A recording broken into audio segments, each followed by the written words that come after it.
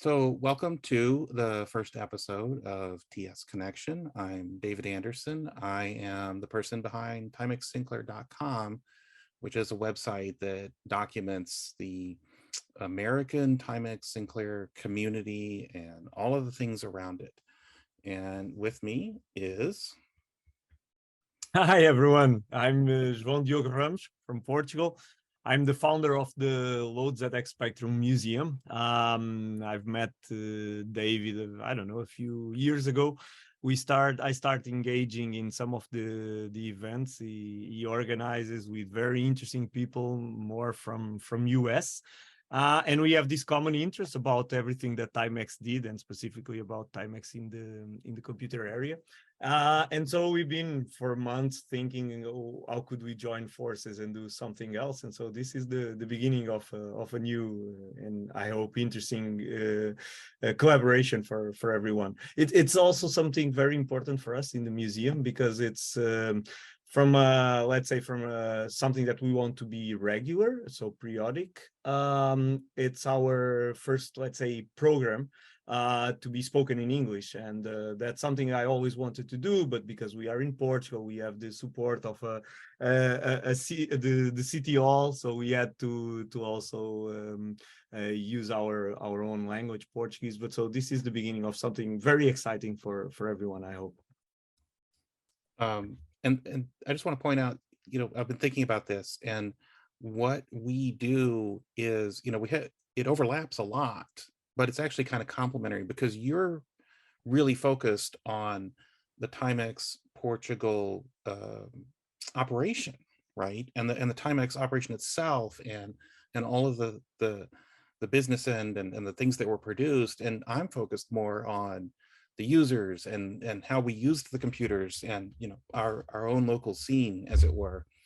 Um, Yeah, so I think the fact that things were different makes that our focus is also different. So user groups and things like that, we didn't have it like that over here, obviously. And from a personal point of view, I started much more with the Sinclair stuff, the British stuff, not knowing that many of them had been also assembled over here. And then I started getting closer and closer to the former executives of Timex Portugal. And today, that's what makes this museum unique, because I sometimes say, oh, someone else can start a museum similar to this one. I don't even claim to be the biggest collector or something like that. I don't think that makes any sense. The only thing I did differently was that I found a way, a purpose and a way to put the collection being useful for everyone. And by doing so, I I stopped being just the collector and became the curator of the museum. And that opened many doors to me. And I didn't know that, to be very honest. And so I started getting closer and closer to the executives of Timex Portugal over here. And look, last September or something, they gave me this thing that we have in the museum, saying that we are, what's the word? Oh, I'm missing the word. Kind of not emeritus, but what's was it a word of recognition? yeah, but it's Okay. give me just 1 second. Detrimento, kind of a honoris causa thing. So they recognized us because of the work in the Lod ZX Museum. They gave me this amazing plaque saying, you're part of the team. You're part of the Timex Portugal team. So it was a very special Wow. moment, of course. But what I mean is that's what that's what makes the museum unique nowadays. And so even if someone starts a project like this, they may get other stuff like in much more detail that we can do what happened in Dundee, what happened in many other places.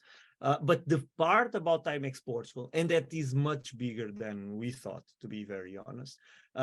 It's something we did and we are doing. There are many projects going on right now involving TV programs and things like that that will happen in 2024 that are very exciting for us.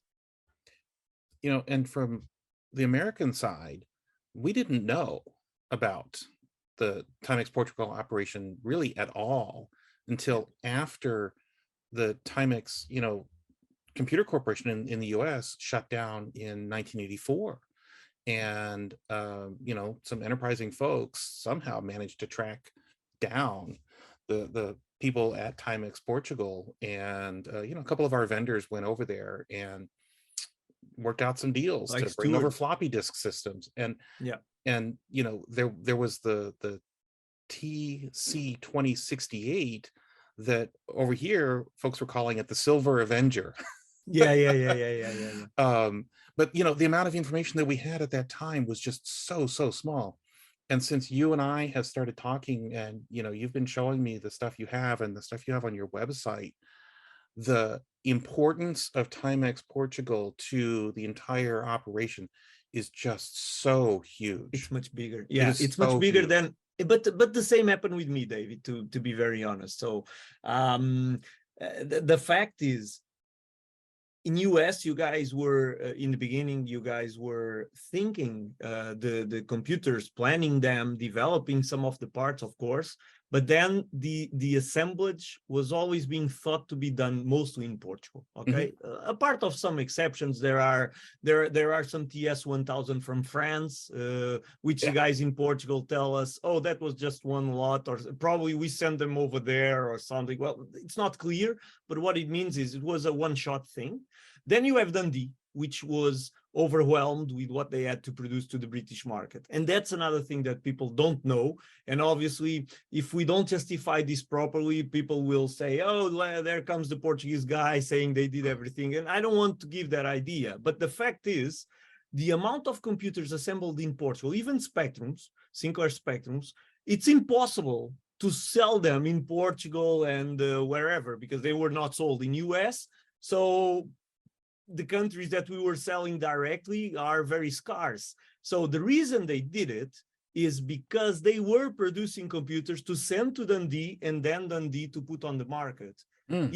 even without having the sticker that says made in Portugal. So I think this is not clear to many people, and I don't have certainty on many things also, but whatever we can find, and for example, we have production numbers that we can find in reports, because all the units in Portugal and the other places, they would go to US, to the headquarters, and share information about how the factories were going on, what were the production numbers and those kind of things. They had a name for those meetings, I don't remember now, but so they prepared a huge pile of information to take with them. So that gives us a snapshot of what was, for example, what did they have in inventory at that moment in time. We have a few of them.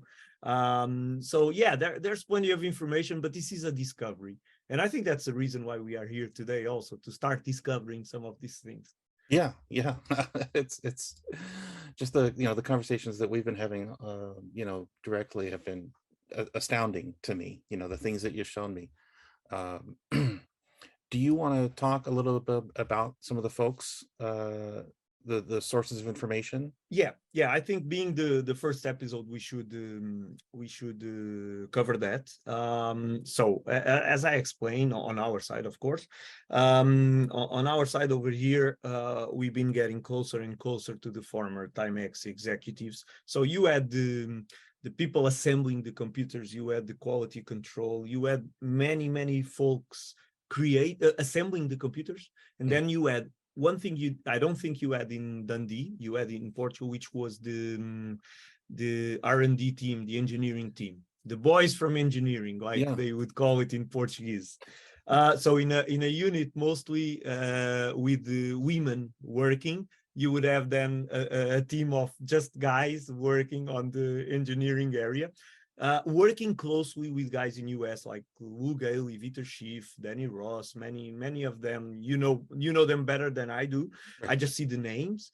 But so we start getting closer to those guys, and they start telling us their story. And we had so 1 year ago, in the 40th anniversary of the Spectrum, we did this 2 days event where the end of the first day was a session about Timex, and we had people from Timex going on the floor and on the stage and start telling their stories. And whoa, it was crazy, in the sense that we were planning a session of, I don't know, 1 hour. So we stayed there for 2 hours and no one wanted to stop because they have so many stories that they start sharing them. And I've been hearing them month after month from many of them and confronting them and trying to understand all the tiny details. But so this engineering team that we even had also in September in the museum. So we had a tour, an excursion of people coming in a bus to the museum to visit the museum. We opened a new room and we had many of those guys from the engineering team also, but also people from the watches and the IBM projects, Control Data, Minolta, many companies they work for,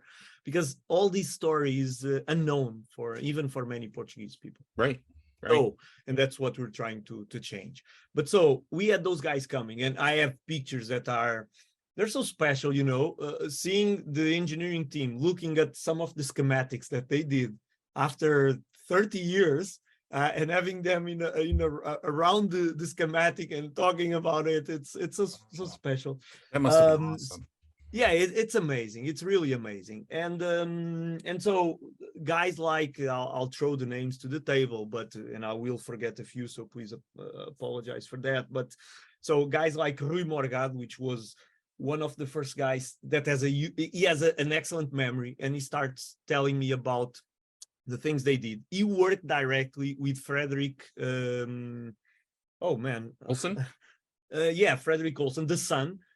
They were doing the project about electroluminescence, which was a technology that didn't work out, but it's somehow related to the indiglo light in the watches. So he was the guy going to US doing that. Then we had working on that project also, supervising that project, or the idea was coming from this guy that already passed away called Álvaro Oliveira. Álvaro Oliveira was the first guy to be hired for the Portuguese unit by António Gomes, Tony Gomes, which was the general manager. So Tony Gomes, when he started working in this area, he hired this guy, Álvaro Oliveira, this professor. And Álvaro was not internal to Timex. He was a consultant all his life.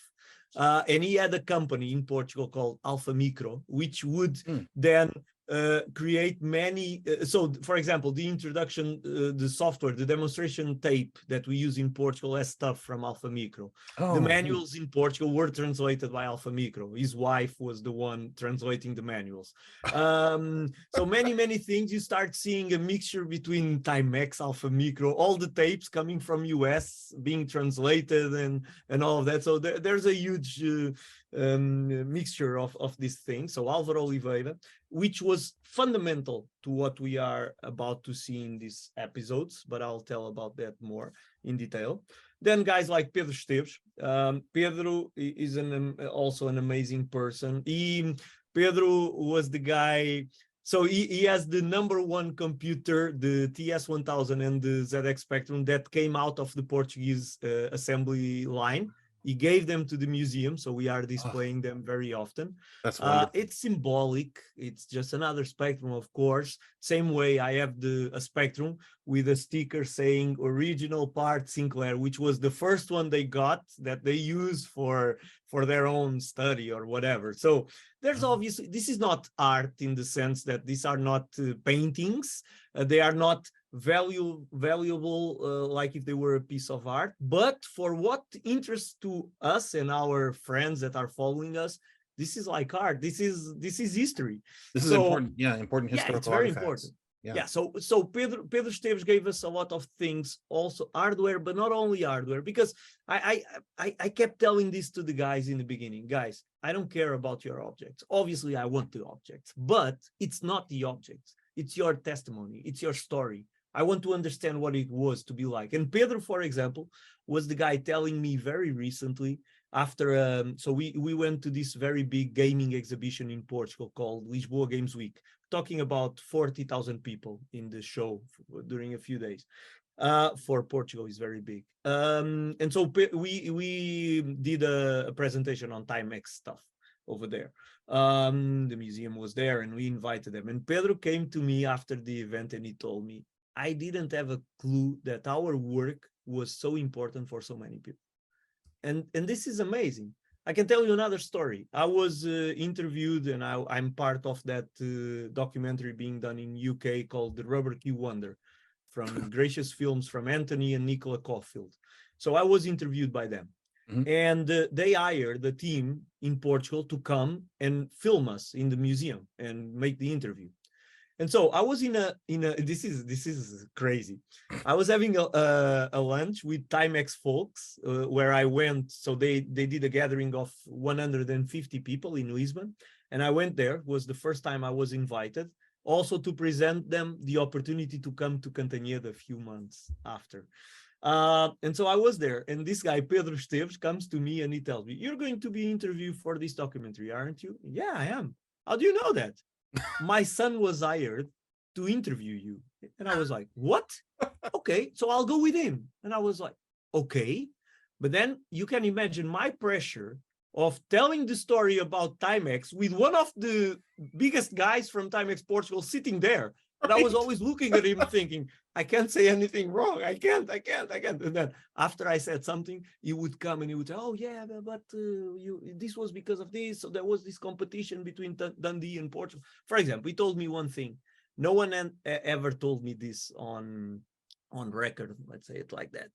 But he told me that Tony Gomes was somehow a kind of a protege from Fred Olsen.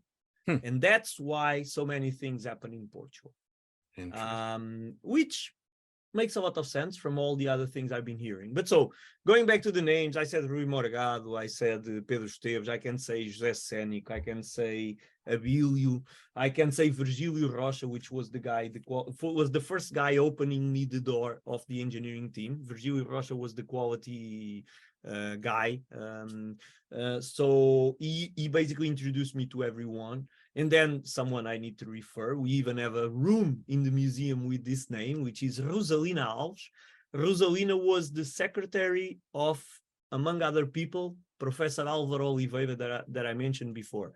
And Rosalina is one of those persons that she kept contact with everyone. And when she started to understand, it took me 6 months to have a reply from her. But when I got it and she understood what we wanted to do, it was like a dream come true, because she grew up in the farm where Timex was implanted even before there was Timex. So her father was the guy taking charge of the apple trees and the sheep that they had there and the vineyards and everything. So she has a picture that she gave to us in digital.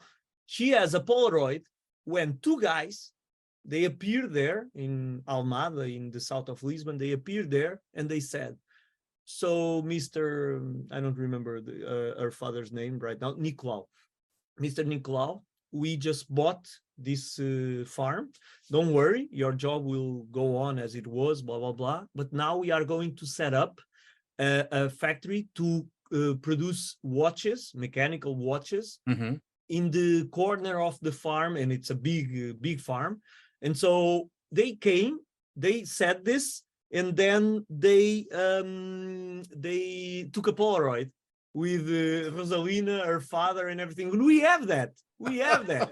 Come on, you can't find this anywhere. So this That's is much more fantastic. important than any computer or prototype or whatever, as many interesting they may be. But so in the end, I'm referring all these guys. I need to highlight Professor Álvaro Oliveira because of one thing. So I met Professor Álvaro Oliveira before he passed away.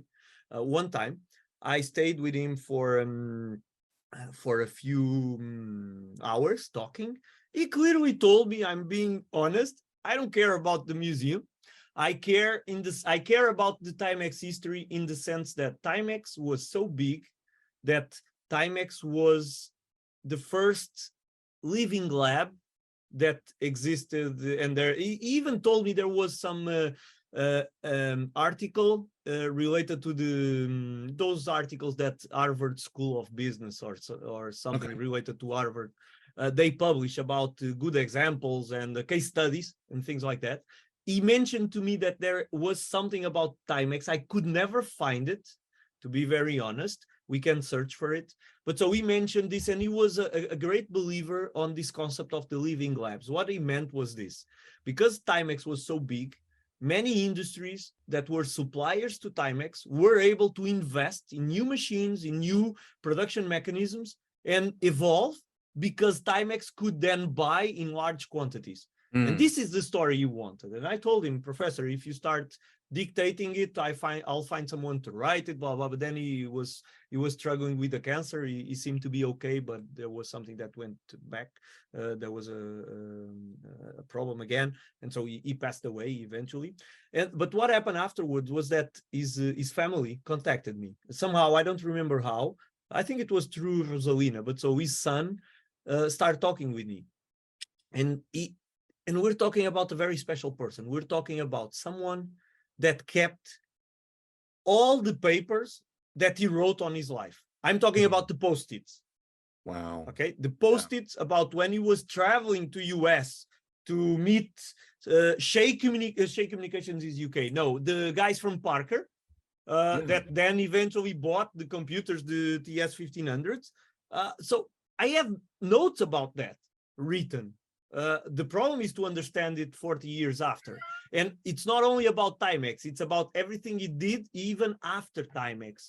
Because one thing that justifies the fact that in US you don't know much about what happened in Portugal and the same over here is that things got probably stronger and stronger in Portugal when Timex Corporation, Computer Corporation stopped working in the computer business, because that's when they decided to continue over here and they start doing the floppy disk drives and many other things. So it's natural that such thing happened. So, and then in the end of the 80s, many people start leaving Timex and going to other companies. Many of these guys kept working together in other companies. Some of them went to work to Alvaro Oliveira in other companies. So now I have also lots and lots of documentation about other stuff they did afterwards outside of Timex. And so, and we need to put all the pieces of the puzzle.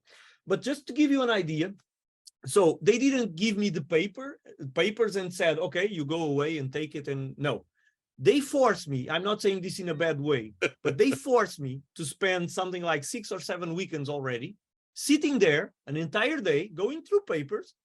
And in the first day, it was very special because I was telling his son what his father was doing.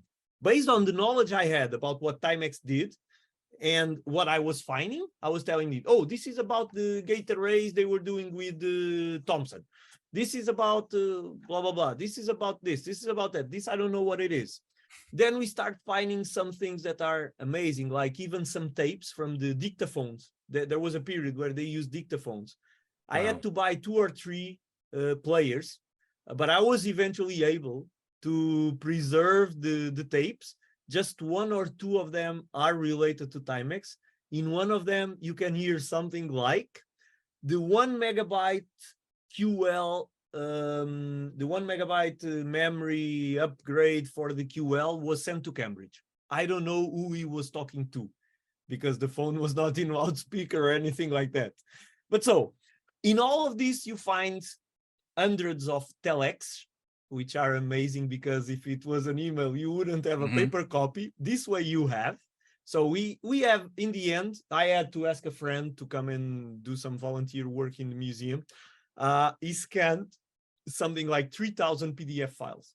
We start doing OCRs. I bought desk scanners. I bought tabletop scanners. I bought document scanners, you name it. So we start, I still have to scan schematics that are way bigger than A3. So it's A2 or A1 or something. So I still need to deal with those.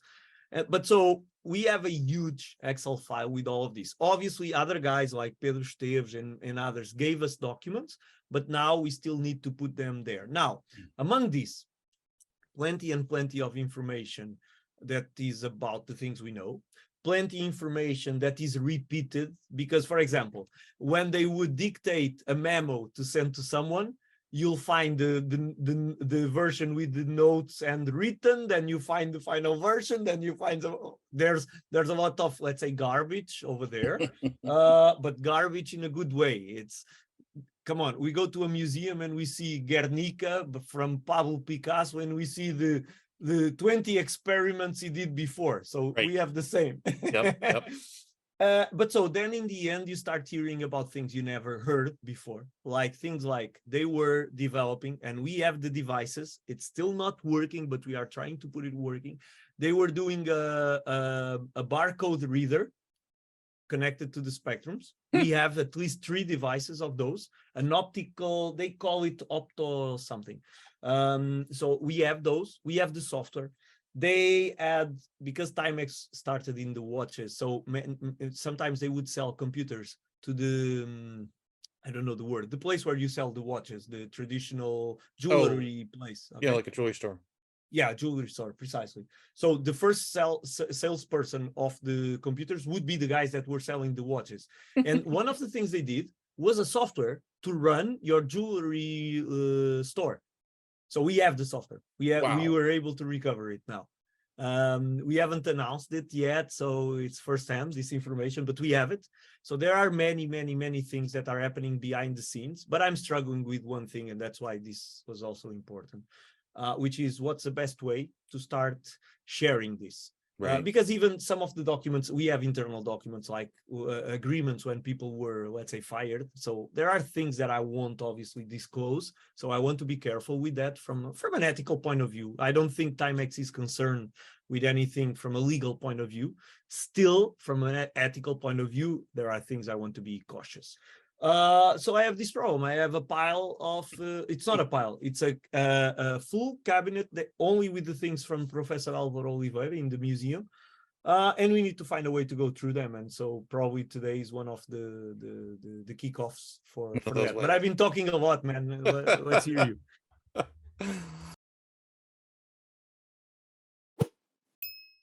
Well, I'll tell you, just that brain dump right there was really, really fascinating.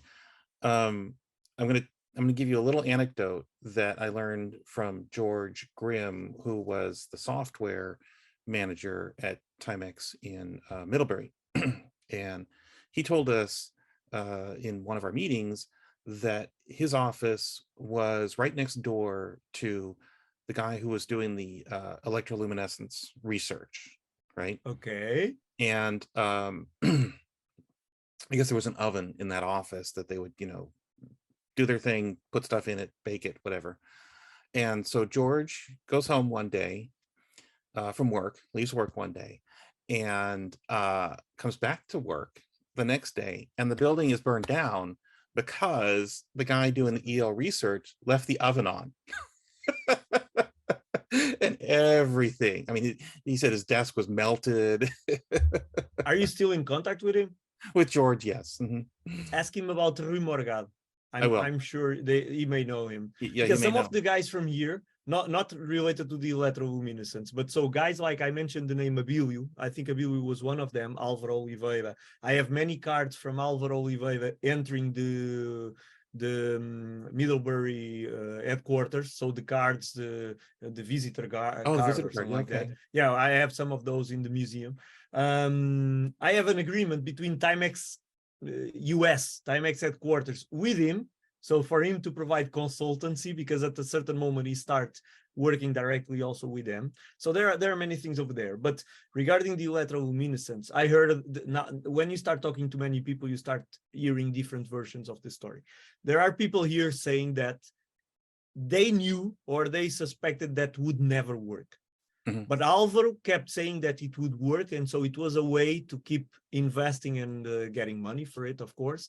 But the idea was nice. The technology was, let's say, uncontrollable. You needed such high High voltage or voltage. current or whatever to make it work that they thought it was crazy. It's one of the few things I don't have yet anything in the museum. But Rui Morgado told me he has still some of the bulbs, the light bulbs or whatever they used somehow, and he's going to give it to the museum. So I'm waiting for it.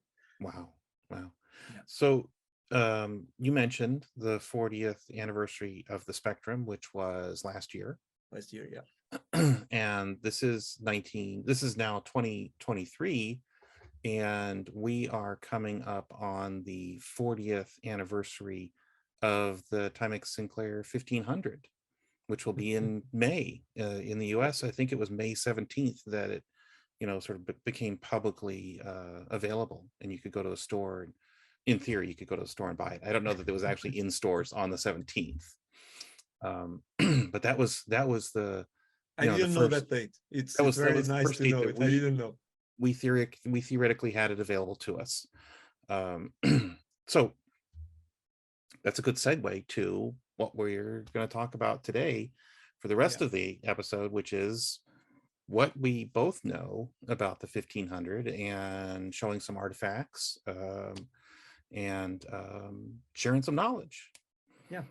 Look, I think just to be clear, I think the main objective of this, for people not to be surprised, and that was something you and I agreed, which was this: we need to do this with some preparation, of course, but the minimum preparation possible. On my case, I just did. I will explain in detail what I did in terms of searching for documents, in terms of artifacts. I went to the museum, picked up the computers I had there that could make some sense, and I brought them home because I'm recording this at home, but to be able to show. That was basically my preparation. So we can share whatever we know.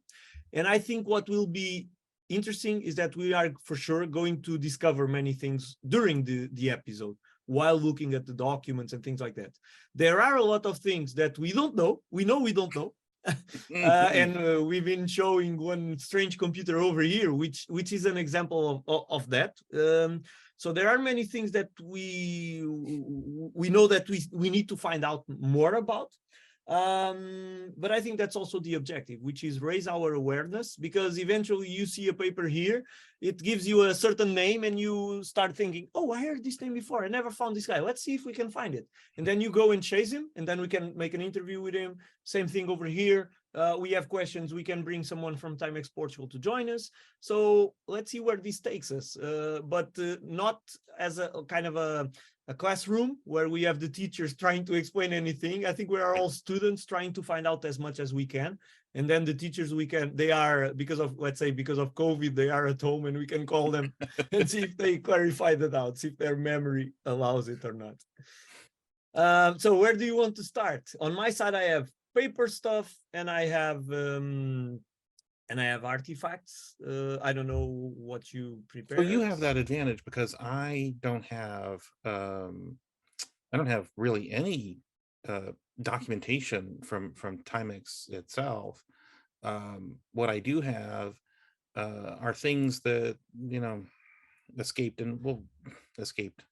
Um, I'll sort of explain that story in a little bit, but let's start with the Portugal side. Okay. And well, and one of the things that I don't actually know is, how did this whole thing start, right? What was the genesis idea for the 1500? And what was that development process like? Again, because I don't have any documentation from Middlebury. And it's not fully documented. Right, I'll tell exactly. I'll tell you what I heard from them. You have some things that show the Portuguese side, and you've given me a little preview of some of those things, and that can sort of help us infer what was happening at Middlebury. Yeah. So let's, before going through the objects, and I'll leave the documentation to the end, because documentation requires much more time, so probably we'll leave it to a second episode or something like that. Yeah. We'll have plenty to go through. But I think at least for this episode, we should go through the computers, the objects, because somehow objects appeared in Portugal, in US, wherever. Someone found them. We are looking at them. What is this? To be very honest, that was the beginning of the story of what I wanted to do with the museum. I didn't want to spend 20 years investigating and then create the museum. Right. I wanted to get an object, look at it, say how marvelous I think it is, and then start thinking, why is this condenser blue, capacitor is blue, instead of being purple? Why did they use a batch which was blue instead of purple, or something strange? Why did they use ceramic capacitors instead of electrolytic capacitor, whatever? So why did they change this? 2 days ago, a friend was telling me, have you noticed that in the spectrum, there's this thing close to the place where to the modulator that you connect to the TV. There's a place there, like if it was to make a second hole. And it's funny that people make the question. There's nothing wrong with the question. And if you don't know it, it's very strange. When you see it, what is this?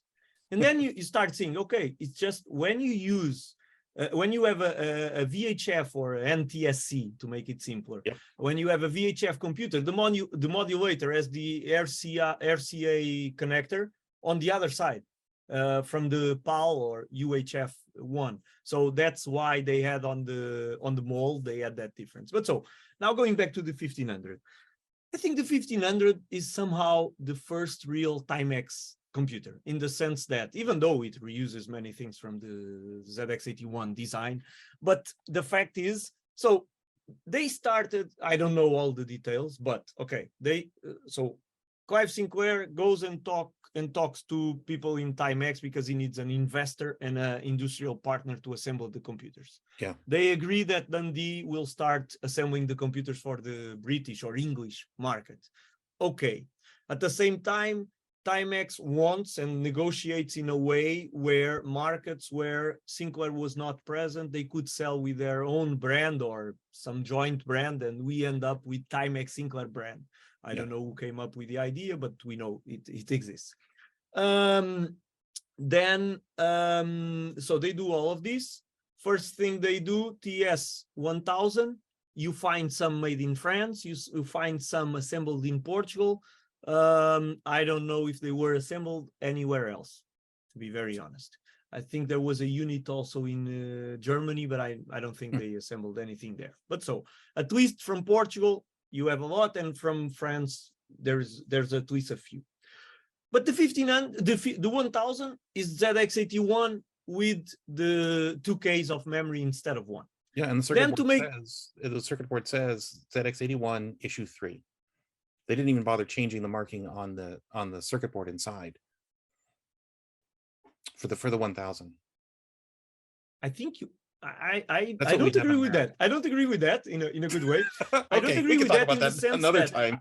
I'm pretty sure that you have, but it's funny because if you are right, then I just gave a bad information a few days ago to a friend that was asking about that, because I know that there was in small units, but there was the US or USA ZX81. Yes, it existed. Right. I have those. But then the TS1000, you are telling me that all the versions of the TS1000 always, the PCB always says ZX81 in the US. I didn't think so, but now I will have to open those computers to check, but that's not for today's episode. But I think it's interesting to investigate that. But with that or not, no, but I'm pretty sure what I'm saying. No, there are boards, and I'll tell you why. There are boards, there are PCBs saying TS1000. No. And the reason I know this is that an English friend of mine, Will Woodvine, which is the founder of a group in Facebook, Sinclair ZX81 something. So Will, which is one of the biggest experts in ZX81, he likes it a lot. He started with one. And Will once asked me about something that was puzzling everyone, and I found out what it was, which is there are some ZX81s and TS1000s whose board says underneath made in Spain, just the PCB. Yeah. And everyone started calling me saying, what is this? And I said, okay, we'll need to find out. There's a drawing, a logo on the PCB, which looks like a little bit like the Maserati symbol, so a trident. Okay. And I start digging, looking for that, and I couldn't. Then I had one or two names that Timex told me they used as suppliers. And then I contacted a company or a few companies doing PCBs in Spain. Mm-hmm. One of them was still from the 80s. And he looked at it and he said, no, that's not the name you're saying. This is from these guys, blah, blah, blah. They're no longer in business. But so he told me. Wow. And then I confirmed this by talking with the procurement department of Timex Portugal. And they said me, yeah. No, we used to buy PCB, sometimes we would make them in Spain in one of these two companies, and one of them was the one we were looking after. So I have no doubt that there are PCBs saying Timex TS1000, but they, like you are saying, they may be just for the UHF version. So we may be both right, because right. this is something important. People forget, and people in US don't know for sure. You had 1500, you had 1000, also in PAL or UHF version. Yes. With slight changes, one of them the modulator and Yep. crystal That's right. and things like that. So even though in much smaller numbers for sure, but don't forget that that existed. Now, having said all of this, this brings us to the 1500. Why the 1500? What I heard, I don't know if I heard or I read it, was the 1000 was not working very well in US. There's this theory, which I don't think it's very accurate, but someone said, oh, the guys in US had bigger fingers and they complain more. So the experience, because the thing, this is I think this is obvious, which is the consumer in UK was the hobbyist. Sinclair used to sell things to hobbyists. In US, the market was different, was end user. So you guys probably were much more strict in terms of warranties and all those kind of things that the consumer expects from a finished product, not from something that you assemble at home. Yes. So because of all of that, and because of everyone complaining with the keyboard, because let's be honest, the keyboard is very bad in the 1000 or the ZX81 or ZX80. Someone, and I don't know when, I know that the 1500, like you said, it's from 83, but I don't know when they started doing it. We can start, well, we found documents, if I'm not mistaken, from the end of 82. So in 82, they were already working, at least I have documents showing, the museum has documents showing that in the end of 82, they were working for the TS 1500.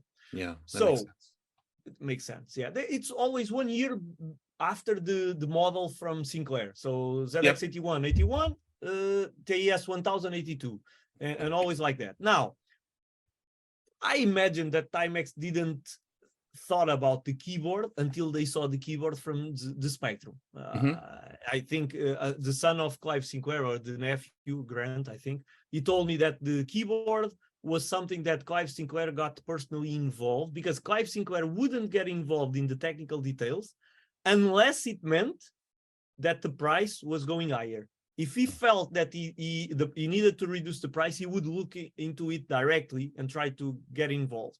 So, and the keyboard, supposedly, I think it was or Professor Steve Vickers, the guy that did the ROM for 9 Tiles, that told this in the interviews. They are in the YouTube of the museum. But so, someone came up with the rubber keyboard, and the guys from Timex obviously took the idea, and they were thinking, okay, we have, no, I know one reason for this. We have the 1000 and we have the RAM packs. Now, we need to understand 1 or 2 things here. One, RAM packs, it's kind of like in the Lord of the Rings, not Lord of the Rings, in the Harry Potter, the Voldemort that you cannot say the name. So the RAM pack is a little bit like that. You say RAM pack and you start hearing people complaining. So everyone in a Timex would complain about 2 things: the power supply circuit of the Sinclair computers, because all those transistors that kept blowing, and the RAM pack, because of the problem when it didn't connect properly and it would break the computer and blah blah blah. So knowing that the RAM pack was an issue, they start thinking, okay, what can we do to put another computer in the market? But why? I think we have papers, I'm not sure, but I think we have documents saying that they had a huge inventory and they had a problem with that. Because we look at this many times as fans, and we can't. We need to look at this as business people, as guys running a factory, running a unit where every cent counts, where if you have, look, I was told that remember the story about the Atari ET game that someone put in Arizona desert and blah blah. There's a story quite similar in Portugal with not with the game and not with that amount, but the fact is for you to get rid of inventory, you cannot, you need to justify where it went. So there were things being buried in the Timex factory for them to get the authorization or whatever paperwork they needed to get rid of it. And I don't know if then they took it out or not. But the fact is, there are things like that. So I think they had the problem of overproducing the computer. And one way, or overproducing computer, or probably overbuying the components. Mm. And then they needed to find a way to use it. And probably the 1500 seemed like a good idea. So we can give a new clothing to a computer, put it a more professional keyboard, give it 16K of memory. And until we have a Spectrum, or someone was already thinking the Spectrum won't work in US, so we need to do something on our own, which was in 83. So, so all of this was happening at the same time. So they needed to win time. So I think that was the reason for the 1500, although I'm not certain about many things, but I think that was the reason for it. Well, so from an American consumer experience, and you know, I was, I don't know, 14ish or something when I got my 1000, and yeah, the computer, the keyboard rather, was terrible, but you know, I was a young teenager and I could put up with that. It didn't kill me. I had experience with a lot of other microcomputers in the US that we had available to us. We had computers from Tandy. We had TRS-80s at one of my schools. We had Apple IIs. We had, you know, some Commodore PETs and all these other weird things, right? So I had a lot of experience with physically larger computers, right? And I got the RAM pack at some point later, and I can tell you for a fact that I experienced what they call RAM pack wobble. You're typing Wobble, yeah, away, I was missing the right? word, but yeah. And this little thing would just sort of, you know, jiggle a little bit, and boom, you've lost your program. It's reset. I have a ZX81 that was given not by a Timex employee, but a partner of theirs, because they used to work a lot with a research institute that started at that moment in Portugal called INESC. And one of the guys, I think it was Gabriel Zaragoza, I think that's the name. The guy gave me his ZX81. His ZX81 is soldered. The RAM pack is soldered. Yeah. To ensure that it doesn't. And so, right. And so there were a lot of, you know, sort of DIY solutions, right? George Grimm stuck an eraser from a pencil, just cut it off and stuck it in there to, you know, create a wedge. People used the equivalent of blue tack at the time. Okay. There was a company that sold what was essentially just this giant rubber band that you wrapped around the computer, right? All kinds of solutions.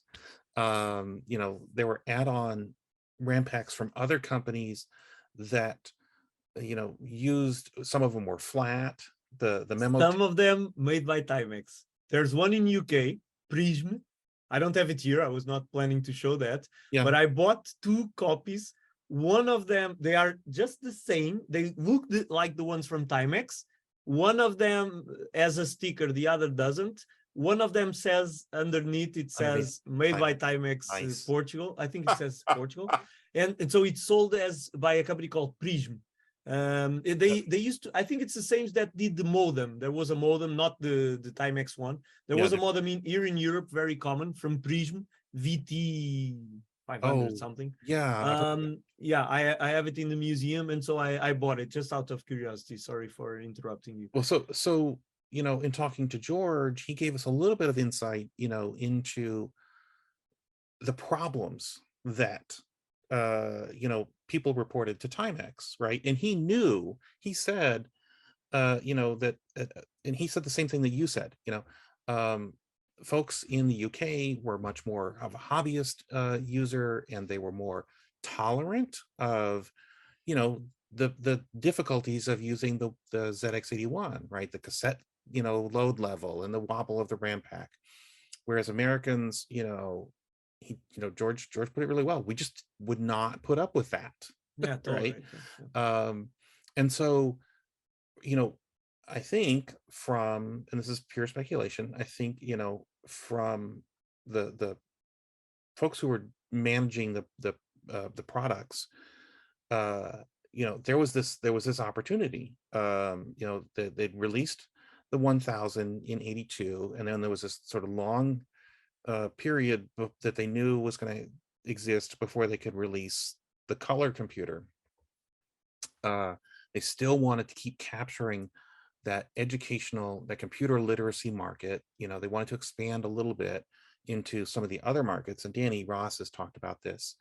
Uh, and so the 1500 was an opportunity to fix a bunch of problems. The keyboard, having built-in RAM, and with the 1510, the cartridge player, they could Oh yeah, sort of compete in the video game market, right? yeah. Because cartridges were huge at that time in America. The Atari computers and in television video game systems. Then there were some smaller Nintendo was companies. coming up with one. I think it was also in '83, right? Yeah, I think yeah. Nintendo came up with something. I think that was always a problem, and people in Timex Portugal complain a lot about not they complain a lot about the micro drives. There's people here saying if Clive Sinclair was not so stubborn in terms of coming up with the micro drive, and if he had came up with the computer with the floppy disk, and supposedly they were suggesting that to Clive. I don't know the details. I don't have many things written about that, but there were many attempts to change the way things turned out.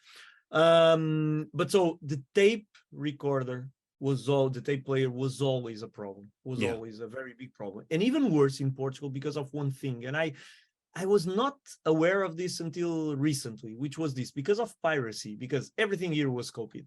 We paid when we went to a store, we would pay for the tape, and we would thought we were buying an original thing with a color, a printed label, very fancy, saying instructions in Portuguese, because you can't sell anything without instructions in Portugal, and it was everything homemade, and they weren't paying royalties to anyone, and the tapes were copied in their store.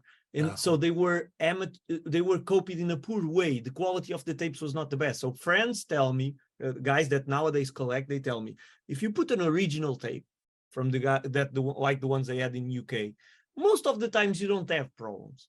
If you use our own tape, sometimes we would even use those 60 minutes or 90 minutes music tapes where you need to put the number of the the counter. rotate the counter, yeah, the Yeah. counter, to know where the game was. Then you start having more and more problems with the tapes, and that's why the 1510 is nice. But, and I don't know if you know this, I don't know if we will have time today, but they were also trying to come up with another thing, which was a fast loading mechanism. Mm. And we have prototypes and documentation about that for the 1500. So Oh, that's that's cool. also another thing to see. So you have something on your other screen, this Yeah, this white looking it's silver. device. It's not Oh, a it's silver Avenger, silver. but it's silver. Okay, so Let me see if I can put this best way. First time I'm doing this. So, nope, I going to the wrong. recognize that as the Timex Sinclair 1000 case and Yeah, keyboard, the infamous yeah, keyboard, but yeah, precisely. it has a And different label. yeah, and and even the color. So we didn't have any ZX81 or Timex 1000 in silver, as far as I know. At least No, right. I never saw one. So this is on display in the museum normally. Everyone gets very surprised with this. This was given to me by Henrique Suzano. I didn't mention Henrique Suzano. I should have. Henrique Suzano was kind of the, let's say, in-house designer, the Rick Dickinson from from Timex Portugal. He Okay. was working in the tool room, which is the place where they would manufacture some of these concepts and things like that. And so one thing I didn't tell you, and I don't have to show here, but I can try to bring to a next episode, is this. I have samples of alternative keyboards for the 1500 that they were procuring in Asia. Oh my So they were gosh. coming from Taiwan or something like that. So for example, a 1500 with a dark gray keyboard it exists as a sample, not as a full computer, but we have it. So just to tell you that there are many variations. For example, I did an interview to the guy from Argentina, from the company. So Mr. Hugo Masser from Cerberi, which is the company in Argentina that sold these computers. And the first ones were assembled in Portugal. We have on display in the museum one of those computers with a label in other colors, blue and yellow, not the one that ended up being used. The only reason I'm saying this is just to tell you that among all these kind of things, we will find things that are just experiments. Things like playing with the ink that you use to paint the case because it affects radiation, for example, things like that. There's one of the computers I have here that has that. So what is this? Unfortunately, inside, it's a TS1000 using your theory because it's a ZX81 board, revision 3. I'll show it. But what surprised me when I was going through the documentation, and I don't have a way yet to show more than the documentation, but it seems they were thinking of doing, I don't know if they did some prototypes or not, but they were thinking of doing a 1500 that fitted inside the TS1000 case. Yeah. So I'm not claiming that there was something here different. I'm not saying that. This was given to me like it is. But I'm saying that we have the schematics of the 1500 in a PCB of the size of a TS1000, and it's handwritten, all PCB TS1000 size. I never saw one. I need to ask the guys from Timex if someone has something about this more, but that's probably existed. Now, we see an awkward label here, and I don't have any other example of this label. I think you have something to show about that. I can tell you something about that label. Yes, please. Okay, so I'm going to give a little history. There was a guy who passed away a long time ago, back in the 90s, I think. His name was Eric Johnson, and he was really, really active in the Timex community here in the 80s and through the 90s until he passed away. He had a relative who worked, and the story I've heard was that it was his uncle. He had a relative that worked at Timex in Middlebury, and when Middlebury, shut down operations, his uncle reached out to him and said, "I've got all of this stuff. I got tons of stuff. Do you want it?" And Eric said, "Yes." And so Eric, from my understanding, just got boxes and boxes and boxes of all kinds of craziness from Middlebury. For a number of years, he used what he got from Middlebury to repair 2068s, for instance. And then, so when he passed away, one of his friends, Neil Cohen, his wife, Eric's wife, called up Neil and said, "Can you come and take some of this stuff?" I guess the garage was full. And so Neil said, "Yeah." And so he went over and got, a bunch of boxes of stuff. And it sat in Neil's house and Neil's garage for, oh gosh, 20, 30 years almost. And Neil reached out to me at one point and said, "I've got all this stuff, can I send it to you?" And I was like, "Yeah, this is important material." So he sent me all kinds of craziness, and I'm digging through it. And one of the things that I came across were these examples of labels, just like that one. Okay. And I was like, well, what is this? Where did this come from? What was the thinking behind this? All right. And so when I saw you put this up on the screen, I was like, aha, I have that. Now I know. Now I know. We still don't know why they did it, but we know where they applied it. And so I'm going to switch on my overhead camera here and show you a spotlight pin. Oh, that's right. I have to remove. There we go. Sorry. Yeah.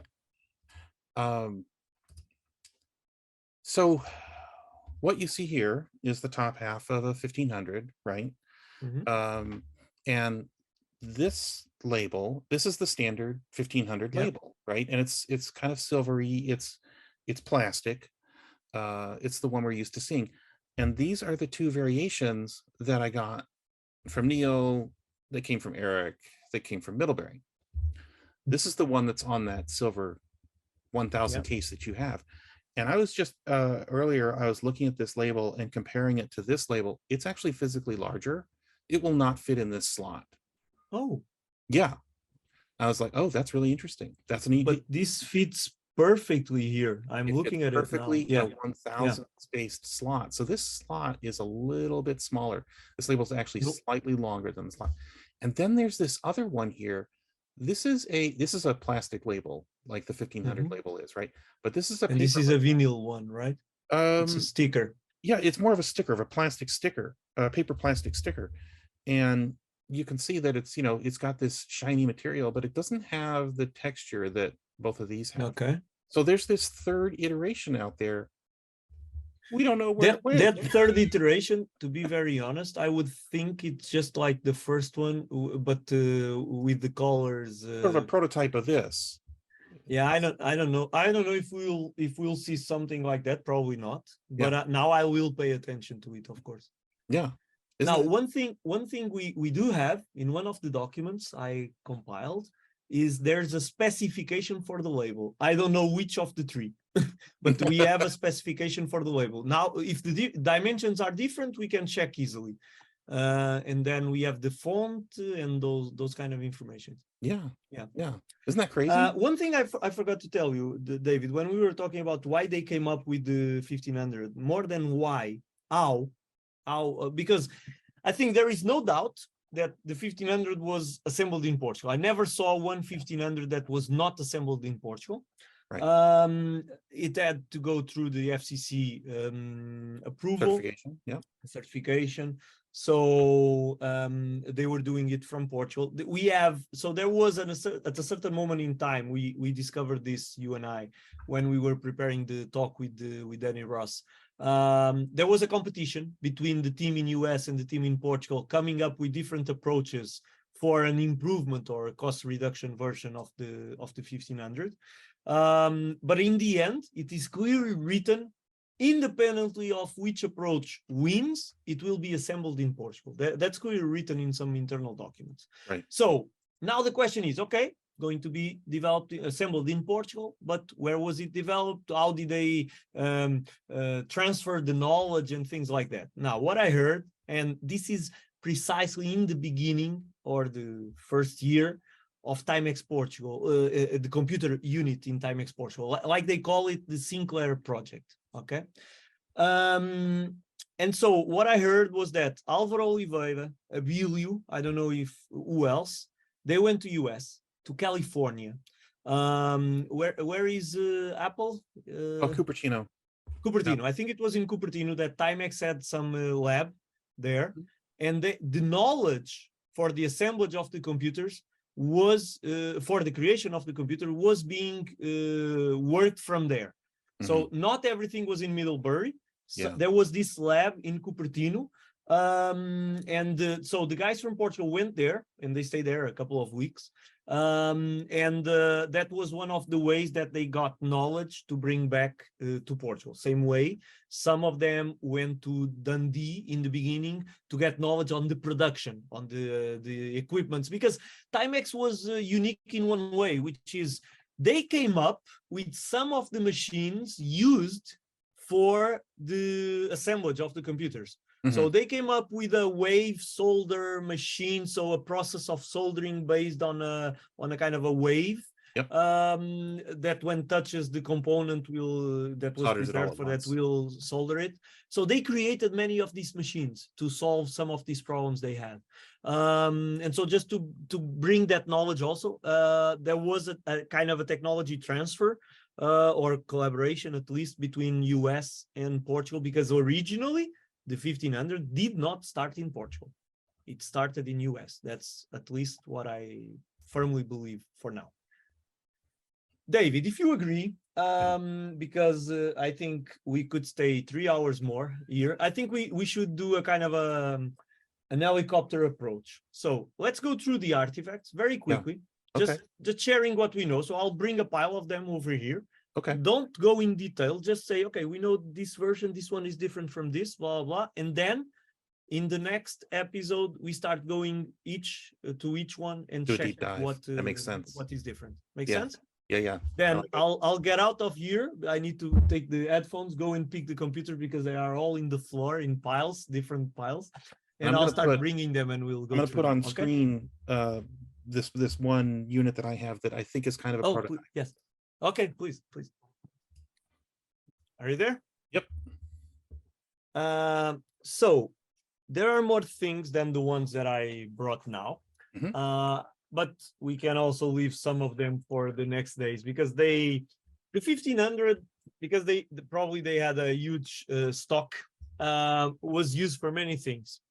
I can give you examples. In Portugal, there was a company created by this guy I mentioned before from the electroluminescence called Rui Morgado. He had a company of his own called Dixtronic.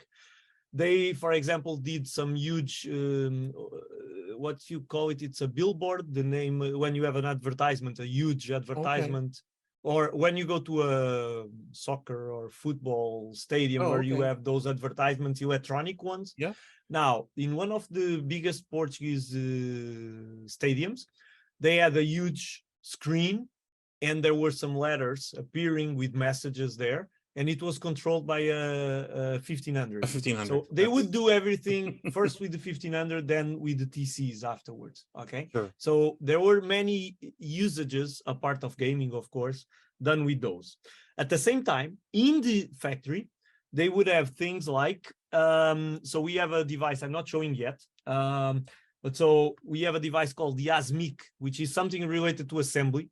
I can't explain what it is because I need to investigate, or I need someone more technical from my team. That's something that eventually we'll need to bring here, which are some more technically skilled individuals to help us understand what it is.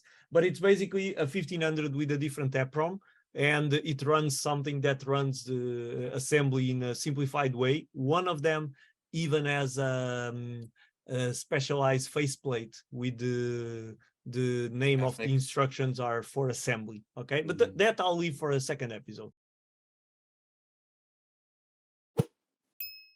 So let's start with the 1500s. Many of these exemplars are not, let's say, pristine. These are working machines. Okay, I know where they come from. So for example, this one comes from Virgilio Rocha, the guy from the quality department. I chose this to start because I don't know if it is the first or not, but this is one which has the Ferranti ULA. So we have 1500s with the Ferranti ULA. Now, logically, I would expect this to be the oldest one. I haven't checked the date codes. I can look at it quickly. 84. So the Z80, it's from 84. So probably it was changed. The ULA, I can't read. The ULA, no, the ROM. The ULA is from 82, week 48, so end of 82. Assuming the ULA is original, and the Z80 was changed eventually because it got broken. Then it would put this machine as being from closer to the end of 82, beginning of 83. Would make sense that these were the first ones, but I'm not sure without looking at much more documentation. I don't know if you have you knew this existed, right? With the Ferranti ULA? I've heard of it. There might be a date code on the back of the circuit board.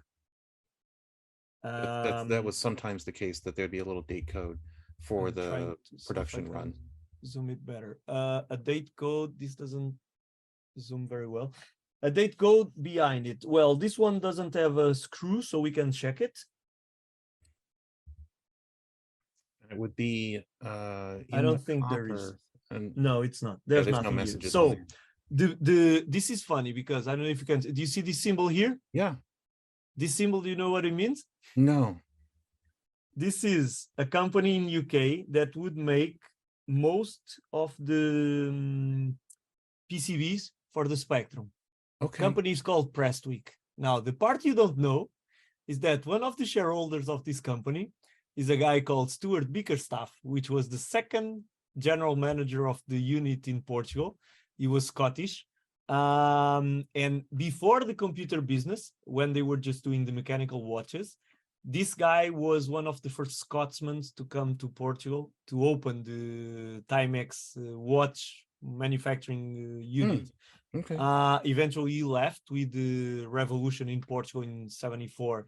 Afterwards, they had many problems and there was a hijack. There were many problems and it almost disappeared, the unit, until the end of the 70s. And then in the 80s, they started again with other things. But so what I mean is, this connection is not very known. But so Stuart Bickerstaff was one of the shareholders from Prestwick, which is the supplier of the PCBs. There's no date on this one. Okay. But so Yeah. I expect this to be one of the first approaches or schematics for the 1500. All these computers are running because I think we tested them already. Bottom line, they could have something broken but simple. And we also have, I won't show, let me just see the best way to put this. No, like this, sorry. So I know not very easy, but so we have this a schematic for the issue 1 TS1500 ULA version, and it's dated, this document is dated from, so assuming this is a Portuguese document, it would be 4 of February 83 if it is US, but this is Portugal, TMX right. Portugal. If they wrote it as in US, it would be 2 of April 83. I don't know which one. We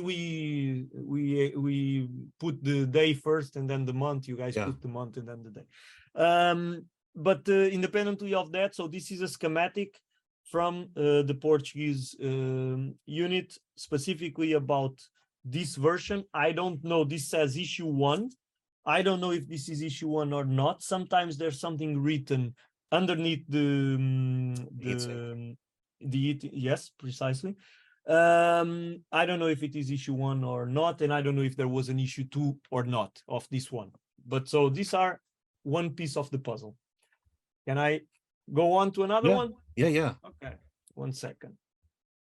The membranes are all broken, but still, let me be more or less careful. I need to put the screws back afterwards. Now I have 2 sets here. So these two, this sticker just says broken membrane because it was repaired, and this one doesn't say anything.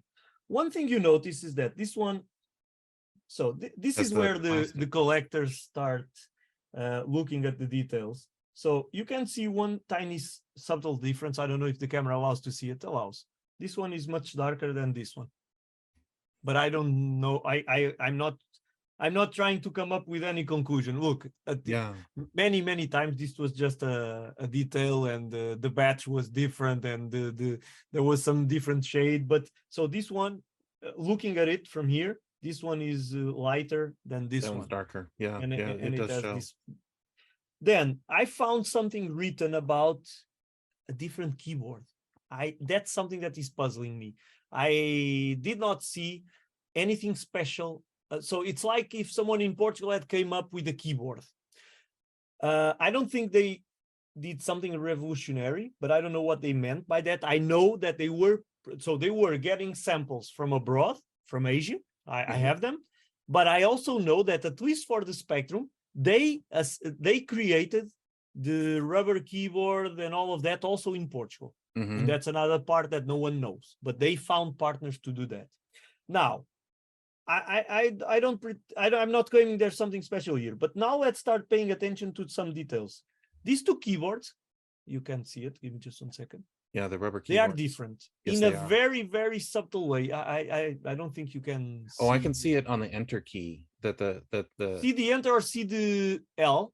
So I'm not talking about that the letters are much more, it's like they use more ink on this one. You can read it much better. It's a so this one ink. is pristine, the other one no. But look at the space. That's exactly what I was seeing. Yes, the spacing. The space here is different from the space here. Yep.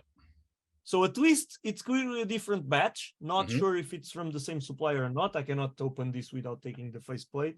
So that's what it is. But in terms of the board, what do we see here? So first, it seems that this one You're not seeing it. So let me see if I can put this. So that's an interesting variation because it's got the wing style heatsink, but the voltage But you regulator. know, it's the first it's the only one I have with this heatsink applied. It's like this heatsink was not from here. It's really strange to me. Yep. Let me just show one. They are the same, but let me just show one of them. So this one has this different heatsink, a neck. Both of them have a neck Z80. The ULA, it's the no, it's not the same. It's not the. There's some variation here, a twist in the labeling. So this one reads. I need to put it stable. TS. See if I get closer, if you can read it or not. But no, it gets worse. There's a number on there that starts with an F, and that is the here. That is the somewhere on there is a number. Yes, it's after NCR. So what's reading here? Let me just get something to point. So what I read here is this TS1500A. This A doesn't appear in the other one I have here. Right. Copyright Timex, Computer Corporation Corp, 1983. NCR, and then the F number, F812013. Okay. The other one is different. 812003. I don't know if the 81 is somehow related to the year, like the week and year. No, it's I think it's a batch number because I have a bunch of prototype SCLDs for the 1500, and they have different the same number, different F numbers. Okay. Yeah. Then but then afterwards you have this, which probably is the week and all of that. 8419. Yep. D. That's the okay. year So of the this week. one is from 84. Now look at this second one, and we'll go back afterwards. The second one says TS1500 doesn't have DA. Timex, Computer Corporation, 1983. NCR F811627. 8410F USA. Now, I'm not claiming that the SCLD, I'm calling it ULA, but I'm not claiming that the SCLD was done elsewhere. It was done by NCR, from what we see here, in all the machines. Let me just look at one detail. Both of these are VHF machines. Okay. So the ROM is the same, and everything else in the schematic seems to be the same. The only thing different I see here is that this computer that I'm showing now, someone did some kind of composite mod on it. And so that's why it has this wire here, and it is broken in this side. Yeah. So it's some kind of composite mod. So this is one of them. Underneath it, although I don't trust much what I find in the cases, because these guys I have one inside a Spectrum case, so it's like it's what it is. This is silver painted inside. Okay, both of them. They're shiny like a mirror. And so this is what it is. Now let me go to the second one just to see if there's something else relevant. Oh, the modulator of the first one is from 8250. The second one, it's the same model. Yes, it's the same model precisely. And this other one is from 8310. So it's the second computer. But all the rest is very similar. Oh, there's one difference I just noticed. Well, there's a couple here. But yeah, I think this one was repaired. So what do we see different here? Let's start with this one. So this is the second computer. So there's a ceramic capacitor here that someone soldered, probably a repair, some crazy repair job here. Yeah. And the inductor is different from the other computer. So if you look at here, you have the ceramic capacitor here, this one, and the inductors, or whatever you call this, bobine. Two coils, yeah. Yeah, the coils. That's the word. The coil is there are two coils here, so they are different. Okay, but in terms of the PCB, seems the same version. And Very it's this similar, yeah. shorter version of the board. Yep. Yeah. Now, one thing we know is that eventually Timex created a project called the cost reduction version. Yeah. I would expect the cost reduction version to be this shorter board, but I'm not 100% sure yet. Right. We just need to look at schematics at the same time and start digging. But so this to me is a second set of machines, okay? Second type. I think we have 4. Third type, it's very similar. I have 2 units again. NTSC, the first one. Oh, okay. And this one, look. Yeah. I don't know why this is in a Sinclair, but it's a very strange Sinclair case because it's painted. Yeah. So it's painted, and inside you have information saying anti-oxy ink perfon or something like that. Perfon, I don't know what it is. This is written in Portuguese. Anti-oxy, against oxy things. And so this was painted. So they were playing, and there's and probably they were looking at some at the quality of the plastic here because they have this. So this probably, let me check. This came from Henrique Suzanne, because if they are looking at the plastic, it's because it's from the tool room.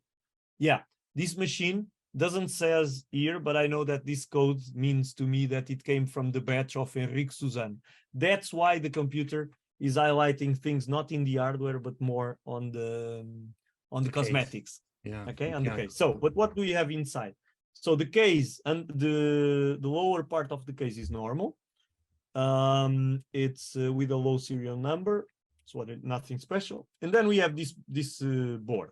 Now, what do we see? You see the board? Yes, more or less. Yeah. Okay, what do we see here? A NEC Z80 from 82, 37.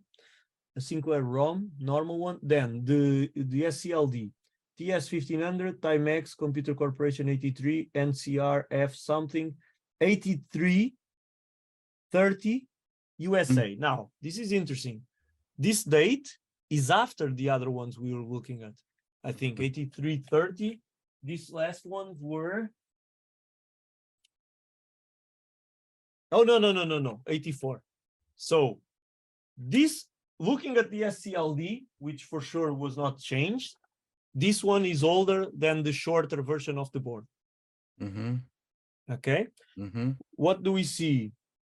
Oh, now you have this, and here you need to use this heatsink. The coil, you have 2 coils, but they are different. Well, you have the coil, and you have, this is more a ferrite. It's a filter, some kind of filter. Then all the rest is normal. This one has a lot of memories here. And the modulator doesn't have any identification. And this one is, this is the one from the Spectrum case. Where is the case? Oh, it's here.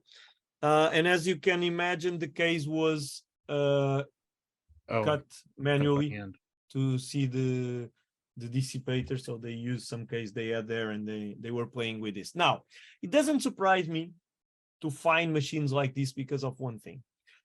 They were at the same time that the Spectrum was done. And one of the reasons they didn't sell the Spectrum in US was also because of the certification. Yep. They thought that the Spectrum was not possible to certify because of the radiation, things like that. So it's not strange to me that while they learned that, they played with all the kind of paintings and techniques they could use to deal with it. But so this is one of this third version, okay? And this is another example, but in a 1500 case, NTSC 6000, the number. This one came from Rui Viotti. Rui Viotti is another friend from Timex that gave us a lot of things. Rui Viotti was a student working as doing trainings and demonstrations at Timex Portugal. He prepared the things for Margaret Thatcher visit to Portugal, so he appears on the pictures we have. And we now have the film that the Portuguese national TV did. We also have it now, and so Rui Viotti also helped us a lot. So this one should be just like the other one. The date, it's 83 something on the SCLD. There's a sticker above it, but it's the same. Same modulator, same approach here, same heatsink, some very strange transistor. I don't know what it is.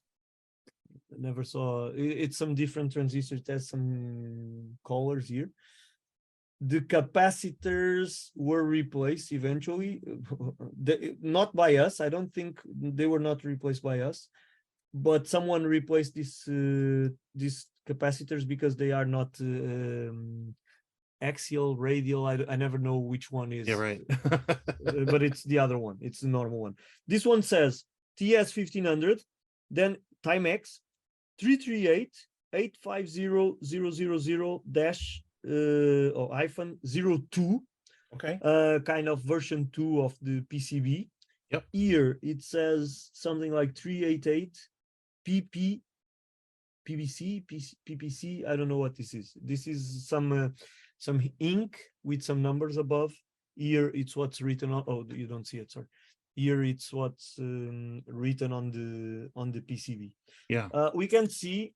Well, this one has a screw, so I could take it. Let me see if this other one has also. No, it also has a screw, so I cannot see underneath without getting the screwdriver, which is here. So 1 second and we'll find out.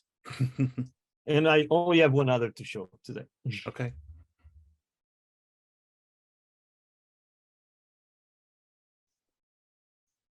Okay, let's see if underneath it there's something that interests us. Okay, lots of things written. Yeah. Same numbers as above here in this corner. And then here it says, where's my pencil? Astro, ASTRO, Astro M130. Never saw this. I don't know what this is. AS 8329. I know. I suspect what this may be. Okay. So I think the AS 83 is from the modulator. No, that's a date code for the board. I think AS stands for assembly. Assembly. Oh, okay. 8329. So again, this positions this machine in 83 and the other ones in 84, the shorter version, which makes some sense. If we could find, and it has another number below, so Astro M130 94V-0. Now, if we could position the first one, we could have a date. Let me just check what was the date of the Ferranti ULA. So assuming this is the original ULA, it's from 82. So I would say, if I had to guess, Ferranti version, Ferranti ULA version, first one, second one, this one we are looking at, third one, the shorter version. Yeah. That would be my educated guess. Now, there's one last one to show you. Let me just put this before I forget. No, I'll put it on towards. Okay, so I'll just move this one over here. And I'll keep this one here because we'll need it. And now we have this one. Now, what is this one? Looks a lot like the one we were seeing. Yeah. But it's different. First, there's this silver area that if you notice here, it makes this corner like this. Yep. And this will be important to something that I'm going to show you afterwards. In terms of components, this is more or less the same as the other one we were looking at, but there's no green solder mask in the same way. Right. So the color of the board is different. In terms of version, it says here 338. I'm comparing them. 85000 - oh no, wait. I think the other one said -2, but this one says, so this one says -1 in the end. Yeah. And this one says -2. 2. Yeah. Okay. Here. Now let me look at underneath it. So here, it's not in very good condition. This one doesn't have the assembly numbers, only says Timex TS1500. It's the only thing it says. Yep. So going back, the PCB is done by, I think it's Prestwick also. Going back, in terms of components, in terms of components, they are the same. The SCLD, it's from 8318. So this would put this machine as the second oldest. So, but it doesn't make sense because looking at the 8330, 8318, now the batch of the SCLD doesn't mean anything about the age of the machine, but it should be somehow related. Yeah. Let's look at the memories. They are 4116. They are this in the green computer, they are from 8250. In the other computer, they are from 85. No, Okay. Probably those were changed. There are some here from 8250 also. So probably they were the same, and there's one or two here that were changed already. Yeah, there's some repair job done here. So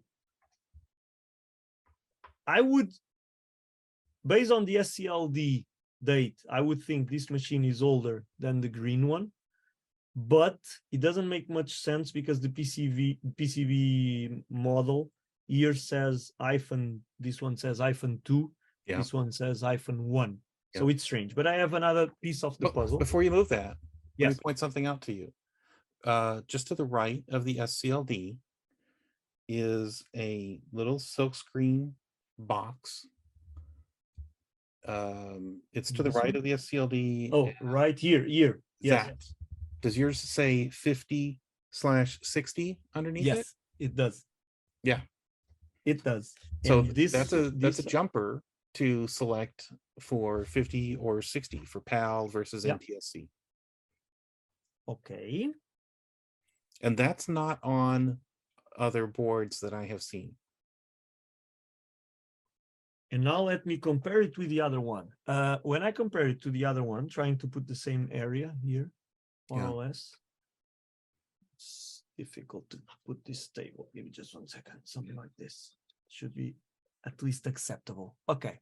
So we are more or less looking at the same area. And what we have here is this.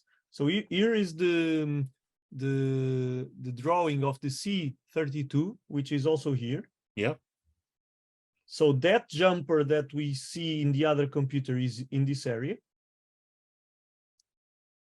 This resistor 25 is the same as this one. So the jumper is here because I was thinking if it could be even here, but it's not. Oh no, wait. The numbers that I could not read here, they were applied here in another way. Here it says M338/PIN. PIN. Now, M338 is the thing that you see normally in those stickers from the Timex machines, and it's the same that you have here. I don't know what it means. I know that that's something that they regret a lot in Portugal, which is they didn't come up with a sequential serial number for everything. They regret that a lot. Now, the thing is, what does it mean? Well, there's a friend of mine. He normally is on your shows, in your meetings, Mark Klusterman. He sent me a table once with what's the meaning of each model from Timex, from what he could learn. But the fact is, it's the same model, I would say. But here it says afterwards, it says PIN. What does that mean? Yeah, what does that mean? Now let's start guessing. Is it PIN Portugal? By some reason, P Portugal? I don't think so, but I don't know what it is. Well, I have a similar board, and mine doesn't have the M338, but it says PKM. PK? Yeah. Yeah, let me put mine on screen for please. you.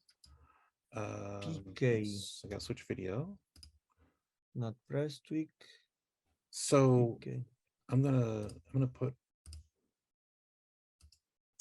spotlight this. Okay, and I want to point out. Okay, so here's where you have the M38. Mine says PKM. All right, and here's the 50/60 jumper. Right. Okay. Check out this ROM. This is not a standard ROM. It's got a different manufacturer marking on it, and I can't remember off the top of my head who made this. So some interesting things. The date code is 8509. So it's a late machine. Well, it's that this SCLD is definitely late, right? The other thing that I love about this board is there's a mix of, here's this professionally done um, silk screen R29. Yeah. part number, right? R29, right? And then over here on the left, it's like somebody went crazy with uh, some kind of hand lettering, maybe some from Letraset, right? And actually, this one over here in the corner, it says Cool. 8509, right? And this is the same board largely as the one that you were just showing. It's an O2, okay? And Okay. on the back, um, it does not have, in this space right here is usually where that assembly number is. Yeah. It's not This there, one doesn't have also. right? And I noticed when you were showing one of your boards that there's a whole bunch of pins in this area. And on this one, you see it's this, I forget what they call this hatching Yeah. technique underneath. This is underneath the The module. modulator. Okay. Exactly. So Let me focus your attention on another thing. Look close to the SCLD. yep. You have a pin. We know this is there, but it's written on in this board. There's a thing saying which is the pin for VHF UHF. Yeah, VHF. Yeah, I never the other noticed that ones before. don't have it. That's interesting. Yeah. Well, and that would coincide with the 5060 jumper. Yeah. Which thing is which modulator would be getting Which used. means, by the way, that this should be running at 60 in the sense that this is a NTSC machine, a Right. VHF machine, Right. whatever. So the default is probably 60. Yeah, probably the default is 60, and Yeah. they would change it. Now, before we finish, assuming we want to do it today, there's one thing I could probably show. I think it's nice if you can put the focus on this part, which is this. So this came from Alvaro Oliveira. I was very surprised when I saw this. I was very excited with this because this is touching. This is, I think, kind of special, which is this. Oh, so we have the transparencies with the 3 layers. So we have the solder mask component. This is for the Timex TS1500 139, whatever that is, issue B. Yeah. 330, which means 30 March 83. Yep. So 30 of March 83. We have the solder mask component. We have, I'll take this one. Pad master. Yeah. But look at this. I thought this was clearly from the computer above. The pad master, yes, component side, but it's not. Because here it's written Timex TS1500 139 issue B. Now, the computers don't say that, but look at this detail. Remember I said this detail was important? Yep. It's the only computer that has, this computer is the only one that has this detail from the ones I have. So this is clearly from some variant, or it's the same, but then they change the name in the end, the name of the model, I mean. But so this is from here, more or less from here. And then, let me see if now that we paid attention to those things. No, but this is just the pad component. We don't see the labeling they put on the board. And so finally we have the underneath part, the circuit side. Yeah. Which is this. And here it says the same. TS1500 139 issue B. So 139. if we really want to focus on all the kind of tiny details, I'm sure there's still a couple of versions that we are not looking at. In terms of overall versions, my conclusion until now is this. At least there were 3 significant major versions. The one with ULA from Ferranti, this one with the already with the NCR SCLD, with some variants as we saw then with the 50-60 hertz and those kind of things. Yep. And then the short version, which I believe is the one they called internally as the cost reduction version. Yeah. But this is something to keep digging in the next sessions, if you agree. Yes, and I'm just going to give you a teaser since you mentioned the cost reduction version. Okay. I have this thing I'm going to put on camera and show you. We can talk about this more next session, right? I just Yeah, want to point out some quick highlights. Lots of slots for RAM chips, only 2 RAM chips. Lots of missing components, right? Whole sections missing, right? And what is that? That's not an Aztec modulator, and a but it's socketed SCLD. yeah, the SCLD, the socket one, that probably brings us to the early stage of the development, some Yep. prototype. CPU socketed, the ROM chip is socketed. Yeah, And it's some kind of prototype machine for exactly. sure. And But resistors the instead of modulator is normal in the those 2 sense that buffers. look, all the ones we were seeing before. I don't know if yours. Oh yeah, now I notice. So this uses a normal. Mine uses a normal Aztec modulator, but this other version used a modulator just like the one you have. Well, the one you're just showing now. Oh no, but yours has something here. You have a pop top modulator. That's a little lid right there that can eventually, Yes. right? Oh, the one you have is not that? Is no, it is a solid metal can. Whoa. Yeah, see, there's no ability. You have to Oh, okay. desolder that to get out. And then, we've got a couple of interesting cassette jacks. Different ones. Yeah. Without the problem of these ones that need retention from time to time. Yep. You need to be you need to put pressure on them for them to keep working. Yep. Okay. So we can do some more digging into the weirdness of the various circuit boards that we have in our next session. Sure. And I have some more, nifty things to show you, and I'm sure you have way more nifty things to show me. Okay, very well. So let's put this on the street, this first episode, and start working on the follow-ups. To me, I think it was it was a pleasure. I think this is precisely what we wanted to do. It is exactly, try together. Yes. Try to find out things and keep and get other hypotheses to validate. But I think we should also give a shout to everyone listening to come up with questions.